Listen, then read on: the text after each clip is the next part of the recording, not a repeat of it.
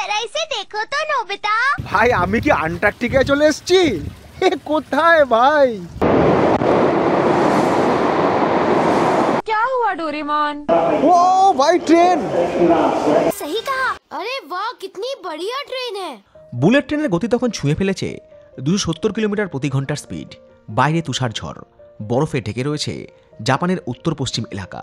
আজকের জার্নি দীর্ঘ, তার কারণ জাপানে এসে ডোরেমনের বাড়ি খোঁজা আজ আমাদের মিশন।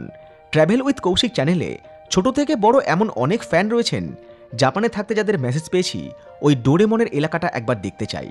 ডোরেমন, নোবিতা, সিজুকা, জিয়ান। ফুজিকো সৃষ্ট চরিত্রে নোবিতা জাপানের রাজধানী টোকিওতে বাস করে, কিন্তু বাস্তবে ডোরেমনের গল্পের পটভূমি সৃষ্ট টোকিও থেকে সম্পূর্ণ বিপরীত দিকে তোয়ামা উপসাগরের তীরে টাকাওকা শহরে। কথা ছিল ডোরেমনকে সঙ্গে নিয়ে ইন্ডিয়া ফিরে আসব, কিন্তু তাকে খুঁজে পাওয়া এতই কি সহজ? শুরু করব আমাদের সেই অভিযান 6ই ফেব্রুয়ারি সকালে টোকিওর ওটা সিটি থেকে। সময় সকাল 8:32 আমরা বেরিয়ে পড়লাম ডোরেমনের বাড়ির উদ্দেশ্যে। আর এই মুহূর্তে এইখানকার টেম্পারেচার হচ্ছে 3 ডিগ্রি ওটা সিটি। বারবার একটা কথাই মনে হচ্ছে, জাপানে কেন এত ঠান্ডা পড়ে, কেন এত ঠান্ডা এখানে? এটা তো আইল্যান্ড, আইল্যান্ড এত ঠান্ডা করে হয়? এয়ারবিএনবি থেকে বেরিয়ে পায়ে হেঁটে চলেছি স্থানীয় স্টেশন ওমোরিমাচির দিকে। সেখান থেকে সিনাগাবা হয়ে টোকিও, তারপর টোকিও থেকে বুলেট ট্রেন ধরে শিনটাকাওকা। জাপানে ট্রেনের মতোই আরও একটা জিনিস খুব পপুলার, সাইকেল। কম বেশি সবার কাছেই একটা করে সাইকেল আছে। তাছাড়া এখানে সাইকেল রেন্টেও পাওয়া যায়। জাপানে গিয়ে হাতে সময় থাকলে সাইকেল রেন্ট করে ঘুরে বেড়াতে পারতাম, কিন্তু প্রথমবার বলে ট্যুরিস্ট ভিসা পেয়েছিলাম মাত্র 15 দিনের জন্য, তাই সব ইচ্ছের আর বাস্তবায়ন হয়নি।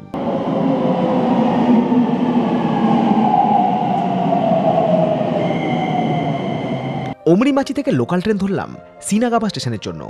জাপান সিরিজের দ্বিতীয় পর্বে আলোচনা করেছিলাম জেআর পাস নিয়ে, কিভাবে জেআর পাস আমি ক্লুক থেকে বুক করেছিলাম এবং জেআর অফিসে গিয়ে সেই পাস অ্যাক্টিভেট করিয়েছিলাম।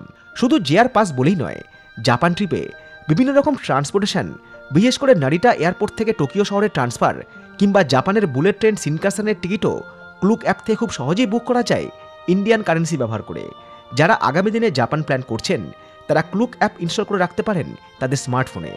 জাপান ট্রিপের খরচ সম্পর্কে একটা আইডিয়া পেয়ে যাবেন, আর বাকিটা আমি শেয়ার করতে থাকবো জাপান সিরিজের প্রত্যেকটা পর্বে। জোরে কথা বলতেও অস্বস্তি হয়। এই যেখানে ট্রেন দাঁড়ালো না, এবার হবে ওভারটেক। এখানে একটা ট্রেনের সাথে একটা ট্রেনের গ্যাপ হচ্ছে একটা কি দুটো স্টেশন।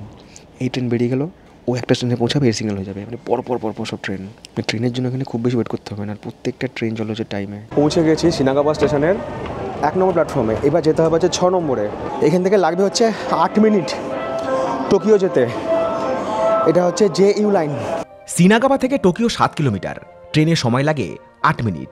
মাঝে রয়েছে দুটো স্টেশন, আর এই রুটে জেআর পাস কাজ করে। পৌঁছে গেছি টোকিও স্টেশনে। এবার যেতে হবে হচ্ছে 21 নম্বর প্ল্যাটফর্মে। ওই যে সামনে লেখা আছে শিনকানসেন। টোকিও স্টেশনে পা রেখে বুঝলাম কত বড় এই স্টেশন। প্রতিদিন গড়ে 3000-এরও বেশি ট্রেন এই স্টেশন থেকে ছেড়ে যায় বিভিন্ন গন্তব্যে। প্রায় 4 লাখেরও বেশি যাত্রী এই স্টেশন থেকে প্রতিদিন তাদের গন্তব্যে পাড়ি দেয়। উইকিপিডিয়া বলে বিশ্বের ব্যস্ততম স্টেশনগুলোর বেশিরভাগই এই জাপানেই রয়েছে। আর ভেবে দেখুন, প্রথমবারের জন্য এই স্টেশনে পা রেখে একটা ট্রেন খুঁজে বের করা কত বড় চ্যালেঞ্জ ছিল আমাদের কাছে, কারণ আমাদের হাতে সময় খুব কম ছিল। আজকে ট্রেন খুঁজতে গিয়ে মনে হচ্ছে ট্রেন মিস। এত বড় স্টেশন টোকিও, এত লাইন, এত দিকে ট্রেন। 9:32-33, platform number 21। টাইম হচ্ছে 24, 8 মিনিট টাইম আছে, 8 মিনিট। ফাইনালি পেয়ে গেছি 21 নম্বর প্ল্যাটফর্ম। ট্রেন নাম্বার হচ্ছে 557, বুলেট ট্রেন। ভাই এই ট্রেন মিস হয়ে গেলে বিশাল চাপ। না পরে ট্রেনে যেতে পারবো, কিন্তু এই ট্রেনটায় সিট রিজার্ভ করা আছে। সিট রিজার্ভ করা যায় জেআর পাস দিয়ে। ও ভাই ট্রেন!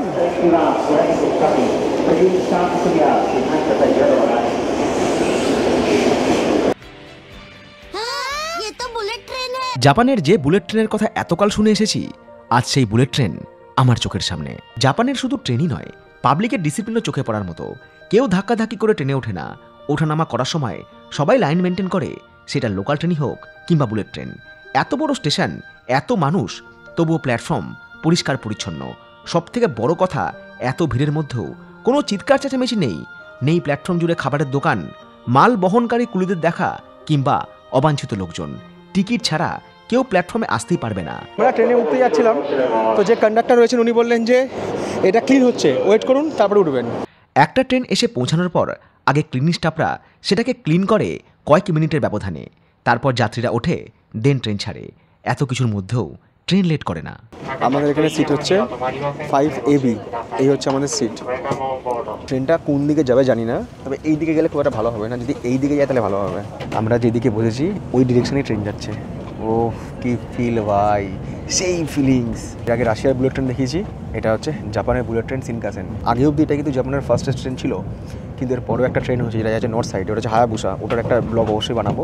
तुम होकाइडो जरूर आना नोबिता और डोरेमन। हम जरूर आएंगे दोस्त। এইখানে একটা বাটন আছে, এটা প্রেস করলে সিটটা আগা পিছু করা যাবে। এখানে এরকম হ্যান্ড রেস্টও রয়েছে, এখানে রয়েছে বোতল হোল্ডার, এখানে কিছু ম্যাগাজিন রয়েছে যেরকম বন্দে ভারত থাকে। একটা সিটের সাথে আরেকটা সিটের শুধু গ্যাপ দেখুন, বিশাল গ্যাপ। এইখানে একটা ট্রে রয়েছে অনেকটা বড়, দেখুন কতটা ওয়াইড। এখানে খাবার দাবার কিছু রেখে আমরা খেতে পারবো। ইন্ডিকেট করা রয়েছে যে ফোন বা ল্যাপটপ চার্জার এদিকে রয়েছে। যেরকম সিটটাকে আমরা পিছনে নিয়ে যাব সেইভাবে কিন্তু এটা অ্যাডজাস্ট হবে। বাইরে যে লেভেলের ঠান্ডা, ট্রেনের ভেতরে সেই লেভেলের গরম, মনে হচ্ছে সোয়েটারটা খুলে ফেলি, এত গরম লাগছে। Please press the button and notify the conductor in case of emergency. The conductor's room is car 6. We wish you a pleasant journey. Tokyo থেকে আমাদের গন্তব্য শিন টাকাওকা স্টেশন। দূরত্ব 411 কিলোমিটার, সময় লাগবে 2 ঘন্টা 41 মিনিট। আর এর মাঝে রয়েছে 11টা স্টেশন। আর এই যাত্রাপথে বুলেট ট্রেনে একজনের ভাড়া 13,830 ইয়েন, অর্থাৎ ভারতীয় টাকায় প্রায় 7,964 টাকা। আর সিট যদি রিজার্ভ করি সেক্ষেত্রে খরচ হবে 8,126 টাকা। আর আপনার ফোনে যদি ক্লুক অ্যাপ ইনস্টল করা থাকে সেক্ষেত্রে আপনি সার্চ করে দেখে নিতে পারবেন কোন রুটে কোন ট্রেনের কীরকম ভাড়া পড়বে রিজার্ভ কিংবা নন রিজার্ভ কামরায়। তবে জিআর পাস থাকলে এই ট্রেনের আনরিজার্ভ কামরাতে কিংবা সিট রিজার্ভ করতে কোনো রকম টাকা লাগে না। জাপান ট্রিপ প্ল্যান করার আগে কোথায় কোথায় যাবেন আর কতদিন থাকবেন সেটা আগে থেকে ছকে নিলে 50,000 ইয়েন দিয়ে জিআর পাস হয়তো না করতেও হতে পারে। জিআর পাস মূলত জাপানের বুলেট ট্রেনগুলোকে অ্যাক্সেস করার জন্য, কারণ ওগুলোর ভাড়া অনেক বেশি। আমাদের এই ট্রিপে এতবার বুলেট ট্রেনের জার্নি ছিল যে জিআর পাস নেওয়া ছাড়া আর কোনো উপায় ছিল না। আমার কাছে যদিও বুলেট ট্রেন জার্নিটা নতুন কিছু নয়, জাপানে নতুন, কিন্তু এর আগে আপনারা যারা আমার রাশিয়ার ব্লগ দেখেছেন সেখানে আমি চেপেছিলাম হচ্ছে সাবসান ট্রেন, মস্কো থেকে সেন্ট পিটার্সবার্গ। বুলেট ট্রেন মিসও করেছিলাম। তারপরে যখন আমি ইন্দোনেশিয়ায় গেছিলাম তখন চেপেছিলাম হুশ, ওটা 320 কিলোমিটার পার আওয়ার, আর এটা থার্ড। আর এটা কিন্তু কোনো ম্যাগনেটে চলছে না, এটা কিন্তু একদম ট্র্যাকেই চলছে অন্যান্য ট্রেনের মতো, এবং ওভারের তার রয়েছে এতে। দেখতে দেখতেই আমরা পার করলাম আমাদের যাত্রাপথের আরও একটা স্টেশন, ওমিয়া। এই ওমিয়ার কথা আপনারা জাপান সিরিজের 2য় পর্বে শুনেছেন, যেখানে ওমিয়া থেকে আমরা গিয়েছিলাম সিনচানের মিউজিয়াম কাসুকাবে। এরা ঘোষণা করছে train is 3 minute late, heavy snow, we apologise. তার মানে যেখানে যাচ্ছি বা সেখানে বা যাওয়ার পথে কোথাও হয়তো প্রচুর স্নোফল হয়েছে, হয় হচ্ছে নয় হয়েছে, তার জন্য ট্রেন মাত্র 3 মিনিট লেট করেছে। আমাদের 3 ঘন্টার অভ্যাস আছে, চাপ নেই কিছু। 264 কিলোমিটার পার আওয়ারে ছুটছে ট্রেন। ভাই 270, ভাই স্পিড, ভাই স্পিড। ট্রেন জার্নির মাঝে আপনাদের সঙ্গে শেয়ার করি জাপানের এই বুলেট ট্রেন সম্পর্কিত কয়েকটা তথ্য। জাপানের এই বুলেট ট্রেন এর নাম শিনকানসেন। এটার অনেকগুলো সিরিজ রয়েছে, ঠিক যেমন আমাদের ইন্ডিয়ান রেলে WAP4, WAP5 থেকে বর্তমানে WAG12, অনেকটা সেরকমই শিনকানসেনের E1 সিরিজ থেকে বর্তমানে W7 সিরিজ। অর্থাৎ বিভিন্ন রুটে শিনকানসেনের বিভিন্ন সিরিজের ট্রেন চলাচল করে। বর্তমানে আমরা যে বুলেট ট্রেনে চলেছি এটা ই সিরিজের, যার নাম হাকুতাকা 557। পরিষেবা দেয় টোকিও থেকে কানাজাওয়ার মধ্যে। রোলিং স্টক অর্থাৎ একটি ট্রেনে কামরার সংখ্যা 12টি, ম্যাক্সিমাম স্পিড 275 কিলোমিটার প্রতি ঘন্টা, track 1435 mm, standard gauge, electric system 25,000 kilovolt, operated by JR East and JR West. আমাদের ভারতীয় রেলের বন্দে ভারত এক্সপ্রেসের মতোই জাপানের বুলেট ট্রেন শিনকানসেনে বেশ কিছু আভ্যন্তরীণ সুযোগ সুবিধা রয়েছে। এক ঝলকে দেখে নিই সেগুলো কি কি। স্টেশনের নাম এইখানে শো করবে, আরও কিছু ইনফরমেশন এখানে শো করছে। এই হচ্ছে ট্রেনের ভেস্টিবিউল, এক কামরা থেকে আরেক কামরা যাওয়ার জন্য। দুটো কামরা যেখানে জয়েন করা আছে বোঝাই যাচ্ছে না, হালকা ঝাঁকুনি। এটা ডাস্টবিন, বোতল টোতল ফেলার জন্য।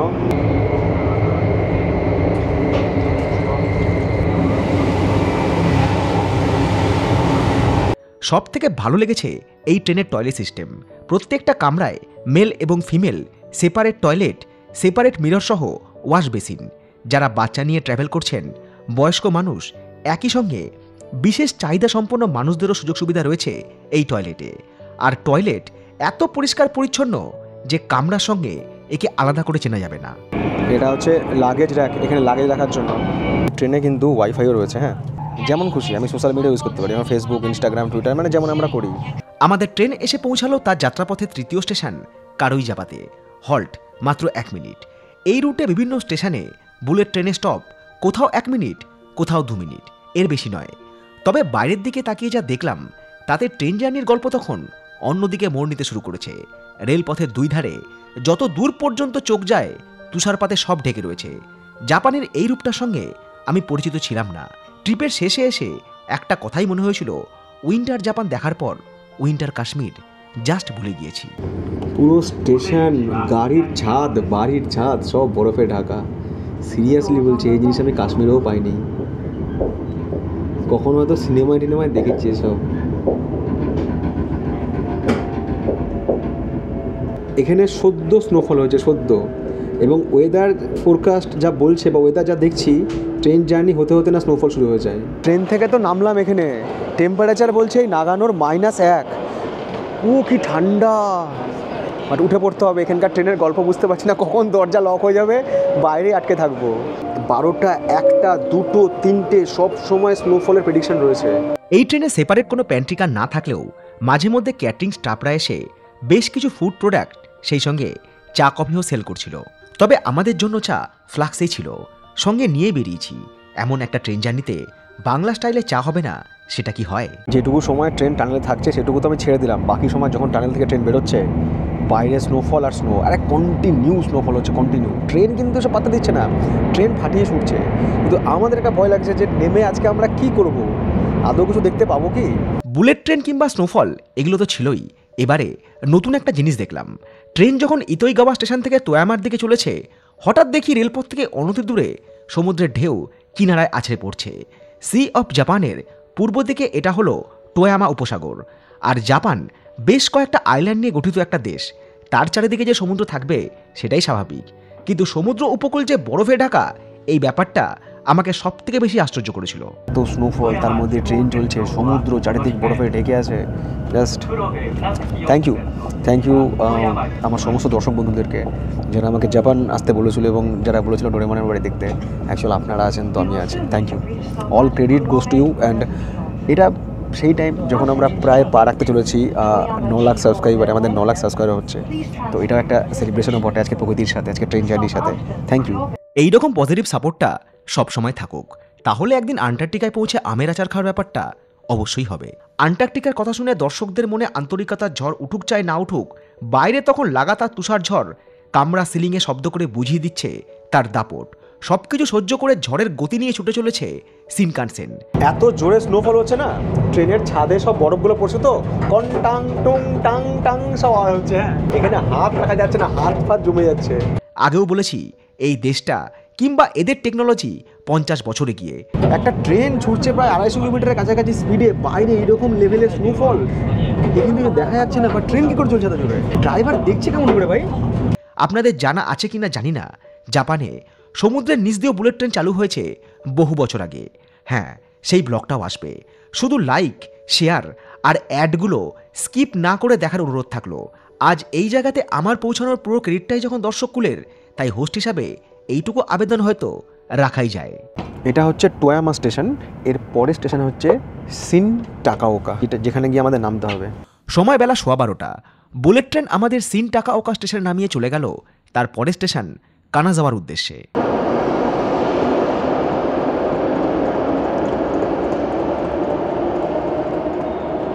এখানকার টেম্পারেচার বলছে এখন 1 ডিগ্রি বাইরে, তো স্নো।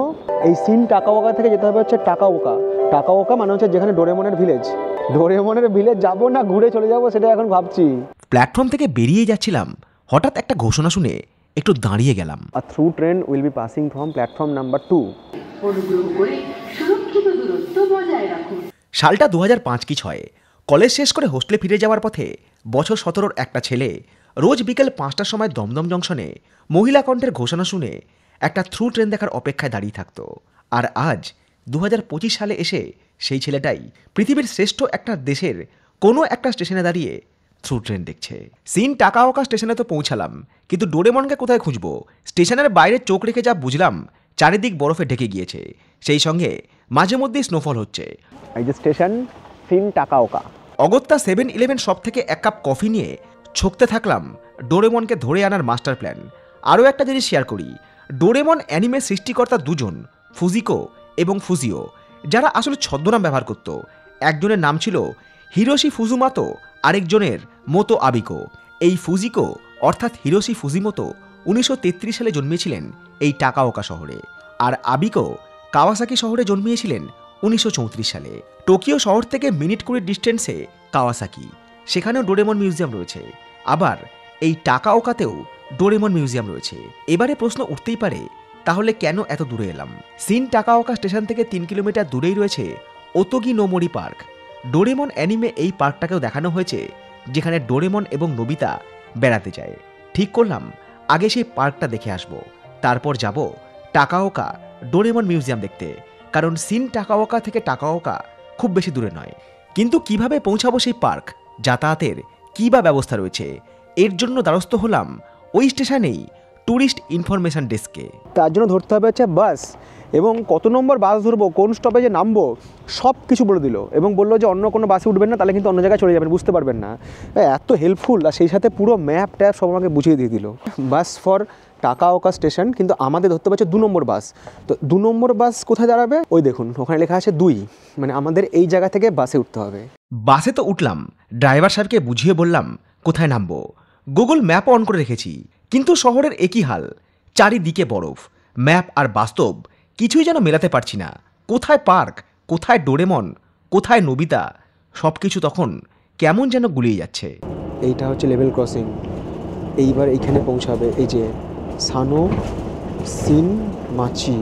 আমরা কনফিউজ দেখে বাস ড্রাইভার স্বয়ং বাস থেকে নেমে আমাদের হাত দিয়ে ইশারা করে বুঝিয়ে দিল আমাদের কোন জায়গায় যেতে হবে। বাসের ড্রাইভার নেমে এলো, নেমে আসার পরে বললাম ও ডোরেমন, ডোরেমন বললো এখানেই রয়েছে।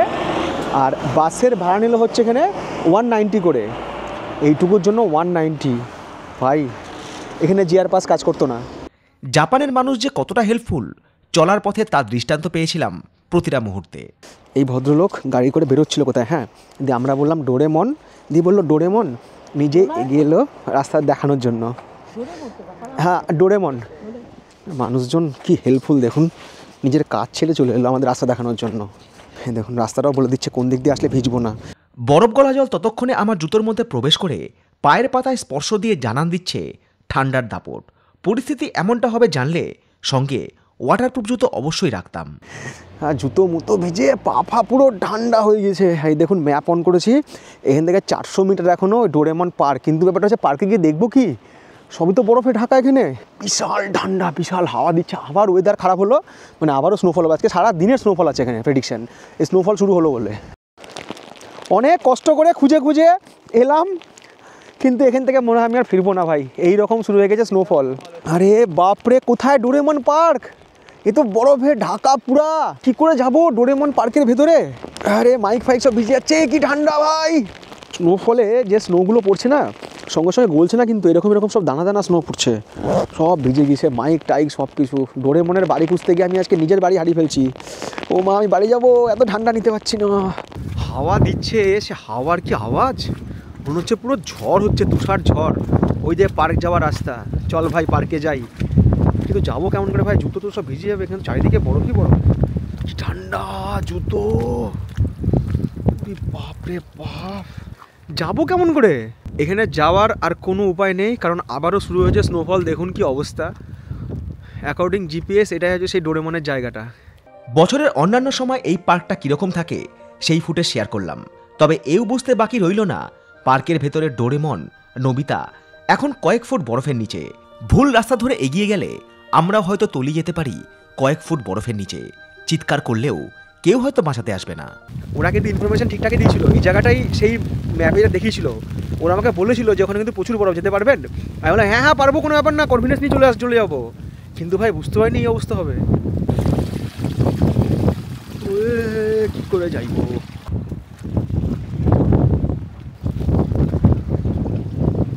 ভাই আমি কি আন্টার্কটিকায় চলে এসেছি? কোথায় ভাই?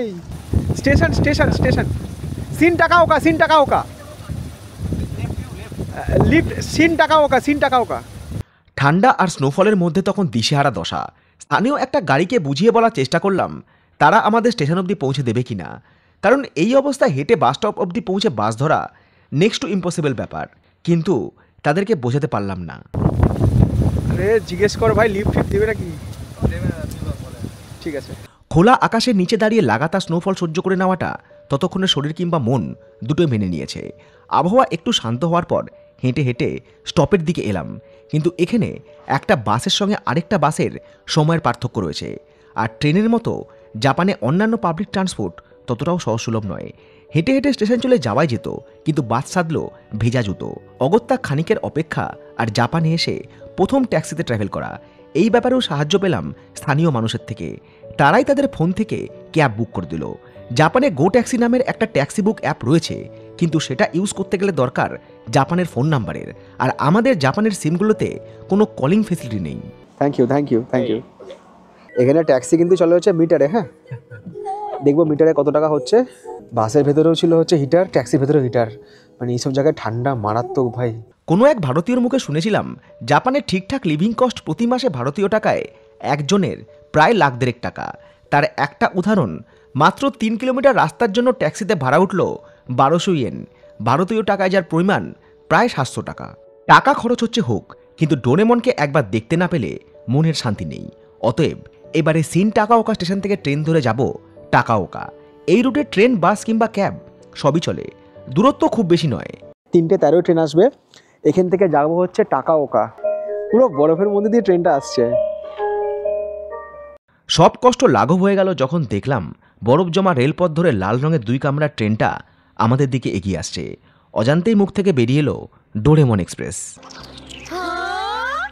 ট্রেনের ছাদে বরফ, ট্রেন ফাঁকাই আছে। দারুণ এক্সপিরিয়েন্স, আমি কি বলবো, পুরো মনে হচ্ছে সুইজারল্যান্ড এসেছি। এত বরফ আর এত এত রকম অভিজ্ঞতা হচ্ছে না। মানে বরফের ট্রেন, শুধু বরফের ট্রেন, আর ট্রেনের ভেতরে হিটার আছে বলে শান্তি। সিন টাকাওকা থেকে টাকাওকা জোহানা লাইন, দূরত্ব মাত্র 1.8 কিলোমিটার, সময় লাগে 3 মিনিট। জেআর পাস কাজ করে, না হলে ট্রেন ভাড়া লাগতো 150 ইয়েন। এত বরফের মধ্যেও ট্রেন একদম রাইট টাইম। তো বরফের মধ্যে দিয়ে চলছে, ভালো স্পিড মেনটেন করছে। এইটা হচ্ছে টাকাওকা। ওইদিকে একটা ট্রেন আছে, ট্রেনটা দেখাই। এটা ট্রেন না, এটা কিন্তু ইঞ্জিন। এগুলো বরফ কাটে, লাইন ক্লিয়ার করে।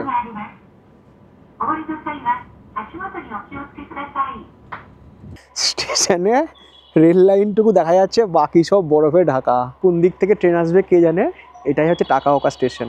এখনও ঝুরঝুর করে বরফ পড়ছে, স্টেশনে সব বরফের চাঁই জমে আছে। ওদিক থেকে দারুণ সূর্যের আলো। আর আমরা এই রেলপথ ধরে এলাম। হ্যাঁ, ওখানে জল ছিটিয়ে রেলপথের বরফটাকে পরিষ্কার করে দিচ্ছে সিস্টেম। আর দেখুন আমরা এই ট্রেনটা করে এলাম, এই ট্রেনটা আবার একটু পরে এখান থেকে ছাড়বে। টাকাওকা স্টেশনে পা রেখে প্রথম দর্শন ব্রোঞ্জের তৈরি ডোরেমন পোস্ট বক্স। ভবিষ্যতের নীল রোবটকে সম্মান প্রদর্শনের এই ওয়াক সৃষ্টি। এখানেও রয়েছে ট্যুরিস্ট ইনফরমেশন সেন্টার। এই শহরে ডোরেমন ট্রাম চলে, যেটাকে বলা হয় মানিও লাইন। টাকাওকা স্টেশন থেকে ট্রাম ধরে সরাসরি পৌঁছে যাওয়া যায় টাকাওকা আর্ট মিউজিয়াম বা ফুজিকো আর্ট গ্যালারিতে, যেটাকে চলতি কথায় বলা হয় ডোরেমন মিউজিয়াম। এতদূর পর্যন্ত আমাদের রাস্তার ক্যালকুলেশন একদম ঠিকঠাক, কিন্তু সমস্যাটা হলো কিছুতেই বুঝতে পারছি না ট্রাম স্টেশনটা কোন দিকে, আর রাস্তার দিকে তাকিয়েও চোখে পড়ছে না সেই ডোরেমনের ছবি দেওয়া নীল রঙের ট্রাম। Doraemon tram. এখানে স্থানীয় একজনের সঙ্গে কথা বললাম। এখানে সব থেকে বড় সমস্যা হচ্ছে ভাষার সমস্যা। আমি কিছুতেই বোঝাতে পারছি না যে আমি ট্রাম ধরবো। অনেক বলার পর বলছে ও ট্রাম। টাকাওকা স্টেশনের বাইরেই রয়েছে Doraemon walking trail. Animate Doraemon আর বাস্তবের ডোরেমন তখন সম্পূর্ণ পাল্টে গিয়েছে, ঠিক যেমনভাবে প্রতি মুহূর্তে পাল্টে যাচ্ছে এই শহরের আবহাওয়া। এইটা মিললো, ওই বক্সটা মিললো, কিন্তু ওই যে মিউজিয়ামটা সেটা কী করে যাবো বুঝতে পারছি না। আর রাস্তা পার করার জন্য এরকম সমস্ত কাঁচের ঘর রয়েছে, ভেতর রাস্তা পার করতে হবে। Bus terminal, park. এখানে কি কোথাও ট্রাম স্টেশন আছে?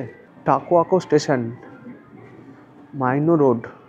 আরে ম্যাপও হয়ে গেছে জটিল। সালা এসকেলেটারে উঠে পড়ি, তারপরে দেখছি যা হয় হবে। আরে ট্রামের আওয়াজ পাচ্ছি, এই তো ট্রাম স্টেশন।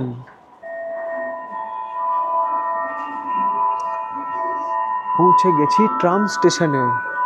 স্টেশন থেকে নেমেই ছিল এই যে এই জায়গাটায় গেছিলাম। অবশেষে দেখা পেলাম সেই বহু প্রতীক্ষিত টাকাওয়াকো শহরের ট্রামের। এটা ডোরেমন ট্রাম কিনা জানি না, সেটা জানার জন্য আরও খানিকটা সময় অপেক্ষা করতে হবে। তবে এই ট্রাম স্টেশন টাকাওয়াকো স্টেশনের ভেতরেই ছিল। স্নোফলের কারণে দীর্ঘ সময় ধরে ট্রাম চলাচল বন্ধ ছিল বলে আমরা ট্রাম দেখতে পাইনি। ট্রামে ওঠার আগে জিজ্ঞেস করলাম, বললো no Doraemon tram today stop, it has been suspend due to snow. বরফের জন্য ডোরাএমন ট্রামকে বন্ধ রাখা হয়েছে। ডোরেমন ট্রাম আজকের দিনের জন্য বন্ধ থাকলেও স্নোফল কমে আসার কারণে অন্যান্য ট্রাম চলাচল করবে। অতএব ডোরেমন মিউজিয়াম যেতে কোনো সমস্যা নেই। অ্যানিমের ফটো দেওয়া হলদে রঙের ট্রামে উঠতে যাব, ঠিক তখনই ট্রাম চালক এসে জানালেন, আমরা তো এখানে আর্ট গ্যালারিটা দেখতে যাবো ভাবলাম, 4:30 বন্ধ হয়ে যাবে। এখন অলরেডি 4:15 বললো আর্ট গ্যালারি বন্ধ হয়ে যাবে। সুতরাং গ্যালারি আর যাওয়া হলো না। তবে এই যে ট্রামগুলো, এই ট্রামগুলো কিন্তু যায়। ডোরেমন ট্রাম বন্ধ আছে আজকে স্নোফলের জন্য, বাইরে এখনও স্নোফল হচ্ছে, কিন্তু এই ট্রামগুলো কিন্তু যায়। ট্রাম চলে গেল নিজের গন্তব্যে। মনটা একটু খারাপ হলো। প্রাকৃতিক বিপর্যয় সহ্য করে এত দূর অবধি এসেও শেষ পর্যন্ত মিউজিয়ামটা যাওয়া হলো না। বাস্তবের ডোরেমন থাকলে হয়তো এখনই একটা হেলিকপ্টার বানিয়ে উড়ে যাওয়াই যেত। কিন্তু অ্যানিম আর বাস্তব দুটো সম্পূর্ণ আলাদা, আর আমাদের তো বাস্তবের সঙ্গেই চলতে হবে। আগে ওই পার্কটা দেখতে না গিয়ে টাকাওকা আসলে ভালো হতো। এখন এইসব প্রশ্নের উত্তর খুঁজে আর লাভ নেই, বেলা ফুরিয়ে আসছে। অতএব ফিরতে হবে। টাকাওকা থেকে আবারও আমরা ফিরে এলাম সিন টাকাওকা স্টেশনে। সেখান থেকে বুলেট ট্রেন ধরে টোকিও। আর হ্যাঁ, যদি জিয়ার পাস থাকে সেক্ষেত্রে বুলেট ট্রেনের সিট রিজার্ভেশন সেই স্টেশন থেকেই করে নেওয়া যায়। তো আমরা আরও একবার রিজার্ভ করলাম সিট।